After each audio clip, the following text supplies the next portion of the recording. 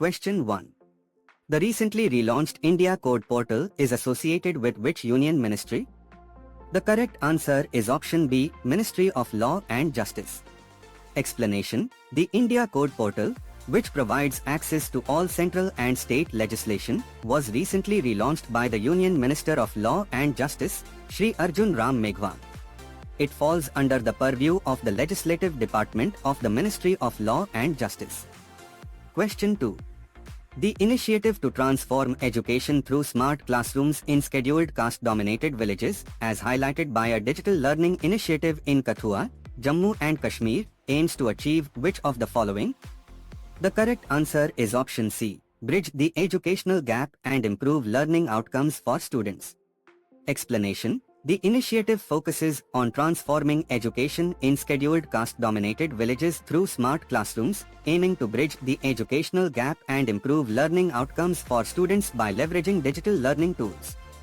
The example cited is from Kathua, Jammu and Kashmir. Question 3. With reference to the central government's reaffirmation of measures to protect the rights and promote inclusion of the LGBTQ+ community, consider the following statements. Statement 1. The government aims to ensure non-discrimination and equal opportunities for the community. Statement 2. These measures are primarily focused on urban areas to facilitate better access to resources. Statement 3. The reaffirmation includes promoting awareness and sensitivity among public institutions. Which of the statements given above are correct? The correct answer is option C, 1 and 3 only. Explanation: the central government has reaffirmed its commitment to protecting the rights and promoting the inclusion of the LGBTQ+ community. This includes ensuring non-discrimination and equal opportunities, Statement 1, and promoting awareness and sensitivity among public institutions, Statement 3. The measures are not exclusively focused on urban areas. The goal is broader inclusion across all regions, Statement 2 is incorrect. Question 4. Recently, India's Lok Sabha Speaker and Vice President met with a parliamentary delegation from Kenya. India's relations with Kenya are often described as. The correct answer is option C, characterized by centuries-old historical and multifaceted ties. Explanation: both the Lok Sabha Speaker and the Vice President of India recently met with a Kenyan parliamentary delegation. The official statements emphasize the centuries-old historical and multifaceted relations between India and Kenya, covering various sectors beyond just defense or specific new partnerships. Question 5. The National Council for Senior Citizens, NCSRC, operates under the aegis of which union ministry? The correct answer is option B, Ministry of Social Justice and Empowerment. Explanation: the National Council for Senior Citizens, NCSRC, is an advisory body established under the Ministry of Social Justice and Empowerment. Its primary role is to advise the government on policies and programs related to the welfare of senior citizens. The Union Minister for Social Justice and Empowerment chairs its meetings. Question 6. Consider the following statements regarding the scheme to promote the manufacturing of sintered rare earth permanent magnets, REPM, in India. Statement 1. The scheme is being implemented by the Ministry of Heavy Industries. Statement 2. Rare earth permanent magnets are crucial components in high-tech applications like electric vehicles and renewable energy systems. Statement 3. The initiative aims to reduce India's dependence on imports for these critical materials. Which of the statements given above are correct? The correct answer is option D, 1, 2 and 3. Explanation: the Ministry of Heavy Industries, MHI, is implementing a scheme to promote the manufacturing of sintered rare earth permanent magnets, REPM. Statement 1 is correct. These magnets are indeed crucial for various high-tech applications, including electric vehicles, EVs, wind turbines, and other renewable energy systems. Statement 2 is correct. The scheme's objective is to boost domestic production and reduce India's reliance on imports for these strategically important materials. Statement 3 is correct. Question 7. Which institution recently released a report titled Key Sectors Establishing India as a Global Manufacturing Hub? The correct answer is option C, Niti Aayog. Explanation: the report titled Key Sectors Establishing India as a Global Manufacturing Hub was recently released by Niti Aayog. This report likely identifies and analyzes sectors with high potential to contribute to India's manufacturing growth and global competitiveness. Question 8. Garud, recently in news, is an indigenous high magnification telescope developed by India Optel Limited for which market? The correct answer is option C, civilian market. Explanation: India Optel Limited has introduced an indigenous high magnification telescope named Garud. Notably, this telescope has been specifically launched for the civilian market, indicating its potential applications in areas like wildlife observation, tourism, or other non-military uses. Question 9. With reference to the Swachh Bharat Mission, Grameen, Phase 2, SBM, G, Phase 2, consider the following statements. Statement 1. SBM, G, Phase 2 focuses on sustaining open defecation-free, ODF, status and solid and liquid waste management. Statement 2. The mission aims to implement liquid waste management arrangements in all rural villages across India. Statement 3. The management of liquid waste under SBM, G, Phase 2 includes grey water management and fecal sludge management. Which of the statements given above are correct? The correct answer is option D, 1, 2 and 3.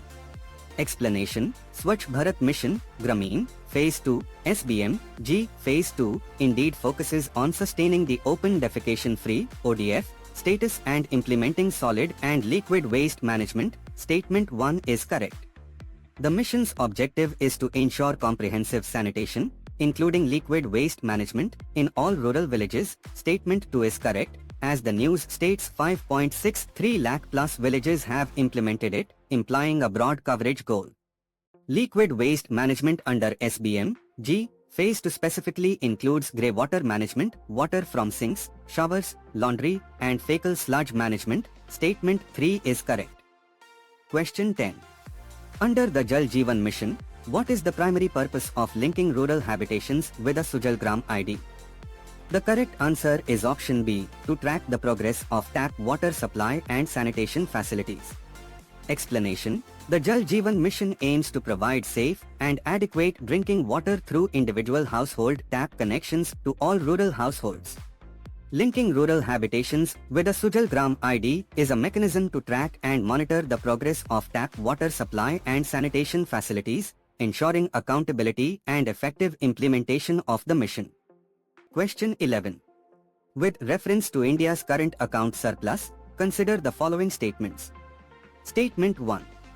A current account surplus indicates that a country's exports of goods and services, along with remittances, exceed its imports. Statement 2. A sustained current account surplus can lead to an appreciation of the domestic currency. Statement 3. India has historically maintained a consistent current account surplus due to its strong services exports. Which of the statements given above are correct? The correct answer is option B, 1 and 2 only. Explanation: a current account surplus occurs when a country's total exports of goods, services, and remittances, inflows, are greater than its total imports of goods, services, and payments, outflows. Statement 1 is correct. A sustained surplus can increase demand for the domestic currency, leading to its appreciation. Statement 2 is correct. However, India has historically run a current account deficit for most of the past few decades, primarily due to high crude oil and gold imports, despite strong services exports. A surplus is generally an exception, as indicated by the news headline Unexpected Current Account Surplus. Statement 3 is incorrect. Question 12. India recently introduced a unified portal to trace unclaimed financial assets. This portal is primarily aimed at. The correct answer is option B, helping citizens locate and claim their unclaimed deposits and investments across various financial institutions. Explanation: the newly introduced unified portal is designed to help citizens locate and claim their unclaimed financial assets. These assets can include deposits in banks, insurance policies, provident fund accounts, and other investments that have remained dormant or unclaimed for a specified period across various financial institutions. This initiative aims to simplify the process for beneficiaries to access their rightful funds. Question 13. With reference to India's engagement with the Arctic region, consider the following statements. Statement 1. India's Arctic policy, India and the Arctic, building a partnership for sustainable development, was launched in 2022. Statement 2. India is an observer state in the Arctic Council. Statement 3. India's research station Himadri is located in the Arctic region. Which of the statements given above are correct? The correct answer is option D, 1, 2 and 3. Explanation: all three statements are correct. India launched its Arctic policy in 2022, outlining its objectives and strategies for engagement in the region. India has been an observer state in the Arctic Council since 2013. The research station Himadri is indeed located in Envilesund, Svalbard, Norway, in the Arctic region and has been operational since 2008. Question 14. With reference to India's renewable energy capacity and climate goals, consider the following statements. Statement 1. India has recently achieved 300 gigawatts of installed renewable energy capacity. Statement 2. The target for non-fossil energy capacity by 2030, as per India's updated Nationally Determined Contributions (NDCs), is 500 gigawatts. Statement 3. India aims to achieve net zero emissions by 2050. Which of the statements given above are correct? The correct answer is option A, 1 and 2 only. Explanation: Statement 1 is correct. As per the news, India has achieved 300 gigawatts of renewable energy capacity. Statement 2 is also correct. India's updated NDCs submitted to the UNFCCC aim for 500 gigawatts of non-fossil energy capacity by 2030. Statement 3 is incorrect. India has pledged to achieve net zero emissions by 2070, not 2050. Question 15. The Har Ghar Tiranga campaign, recently in news, is associated with which of the following initiatives? The correct answer is option B, Azadi Ka Amrit Mahotsav. Explanation: the Har Ghar Tiranga campaign was launched as part of the Azadi Ka Amrit Mahotsav to encourage people to bring the Tiranga home and hoist it to mark India's 75th year of independence. The campaign aimed to invoke the feeling of patriotism in the hearts of the people and promote awareness about the Indian national flag. Question 16. LPMS Vinimay, recently mentioned in the context of Smart Border Governance, stands for. The correct answer is option C, Land Port Management System for Vendor Integration and Material Yield. Explanation: LPMS Vinimay stands for Land Port Management System for Vendor Integration and Material Yield. It is an initiative aimed at accelerating smart border governance by streamlining processes related to vendors and material management at land ports. Question 17. The ICMR Shine 2026 event, recently concluded, was primarily aimed at. The correct answer is option C, fostering scientific curiosity among youth. Explanation: the ICMR Shine 2026 event was a two-day program specifically designed to foster scientific curiosity among thousands of young people. It aimed to inspire the next generation towards careers in science and research. Question 18. India recently signed Memoranda of Understanding, MOUs, with Nepal for 8 development projects across which key sectors? The correct answer is option B, education, health, and agriculture.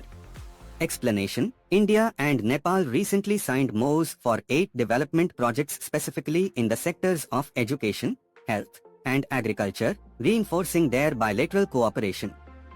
Question 19.